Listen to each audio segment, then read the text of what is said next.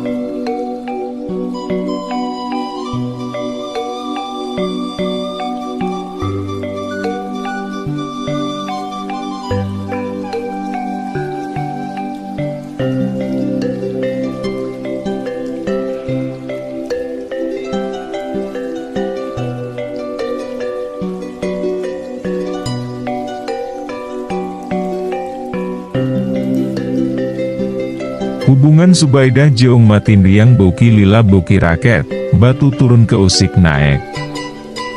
Nenjo haliu daeng hapati teu kira-kira atau heunana, atuh kanyaahna ka Matindriang beuki lila beuki tambah. Teu asa-asa Matindriang dididik enyanya tina hal usaha sangkan tereh bisa macakal sorangan. Malahan sakapeung mah Matindriang sok rajeun ditambahan pangabisana dina hal penca, diturun keun jurus-jurus simpenanana. Sabalikna Matindriang dipupujuh keun teh henteu jadi unggah adat, tapi bisa merenah keun diri, nembong keun kumaulanu sanyana ke anu jadi dunungan jeung pimito hayunana. Ngan hiji anu matak heran teh, beuki ngumpul ka deu-deuhna ka Zubaidah hatena beuki sumeblak. Karingrang hatena katembong dina rengkak polahna sapopoe, anu nuduh keun ka aluman jeung mindeng huleng jentul. Tapi boh daeng hapati, boh minjo, boh masanggi, teu ambil pusing, da cok itunganana, biasa budak ngora anu kakaraka terap panyakit asmara maah. Ngan Zubaidah anu mindeng nanya teh, ari nanyana polos eweuh nu di dinding kelir. Hiji mangsa waktu Matindriang keur ngungun, Zubaidah nanya, "Kunaon Matin, bet huleng jentul bae?" "Ah, teu sing," ceuk Matindriang bari ngaberak-berak pasemona. Masing disumput-disumput ge kaciri. "Bo apa panggihan? Atawa boga nu anyar?" ceuk Zubaidah ngadilak bari ngagelenyu. "Is, ari sok huleng jentul mah di aku. Eta mikiran nu aya di hareu peun." Ceuk Matin, gelenyu imut ka bebenena. "Bedah, kakak teh lir ibarat kapal anu ngangkleung teu puguh tujuan, guluang galeong katebak ku angin topan. Teu sangka bet Matin teh bisa mantun," ceuk Zubaidah bari melongka bebenena. "Lain mantun, ieu mah kanyataan. Ari bedah, lir ibarat pulo karang anu bodas tingkar tip katinggal ti kajauhan. Kakak hayang balabuh didinya, beuki diukeut pulo teh beuki endah, kadiuduh kakak ka anjeun beuki nambahan, bedah. Tapi nah bisa kapal anu galuang galeong ku angin topan balabuh di pulo karang? Memang hati kakak beuki diukeut ka anjeun, tapi angin topan beuki maca uhrek neunggar kana batu karang tea. Ku kituna beuki giugeut ka anjeun, hati teh beuki sumeblak jeung beuki ringrang, paur topan neunggar keun, nepi ka kapal bocor sarta karem di tengah sagara. Ah tongku sindir sampire matin. Kuring maah poe keun. Sabalikana matin teh hayang naon? Ari teu suka maah. Zubaidah api-api jamedut manyun. Lain kitu bedah. Mun dibeulah dada kakak aya ati jeung jajantung. Tah didinya pinuhku aksara nu nulis keun, Zubaidah, Zubaidah, Zubaidah. Ngan hiji kapaur teh, nu matak sok sumeblak teh, naha bisa kapal anu guluang galeong ku angin topan balabu di Pulau Karang? Naon maksudna angin topan teh, matin? Hartina. Hartina. Matin riang teu lancar ngomongna sarta ngahuleng sajongjongan.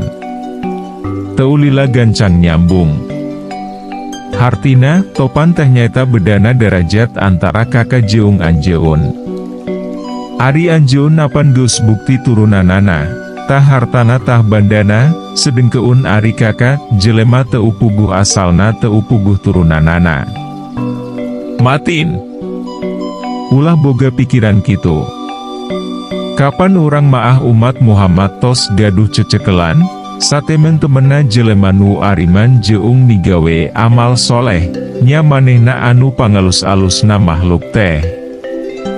Matin riang bisa narima kana eta omongan, tapi kekeh beuki ngumpul ka diudeuh beuki muncak karingrang jeung sumeblakna. Sanggeus sasarap masanggi minjo jeung matin rang geus beres ngamomot keun babawaan kana tonggong kuda umbal, tarap tirek nerus keun lalampahan. Anjar ngabantuan sabisa-bisa. Sanggeus sagala rupana rengse sarta daeng hapati geus turun ti luhur saung tali kuda rek dilaan tina panyangcanganana tapi kaburu kaureun keun kuda eng hapati anu ngomong, keheula tong rusuh da isuk keneh iyo. Kadarieu anggur, urang ngadongeng teh ya. Opatanana nyalampaurken. Pasti rek ngadongeng keun tarungna bagenda Umar jeung bagenda. Ali timeureun, ceuk masanggi ka aminjo. Waktosna seep. Caak hanca. Urang simpen di handeuleum sieum paragi nyokot ninggal keun, enjing urang sampeur dewi, hapunten palamitra kanggo nyumangetken sim kuring, Mang Augustin ngadongeng teh, nuhun keun di subscribe, di like sareng di share. Manawi masih aya keneh nu resepeun kana dongeng, supados teu kakantun carios salajeungna. Mangga permios.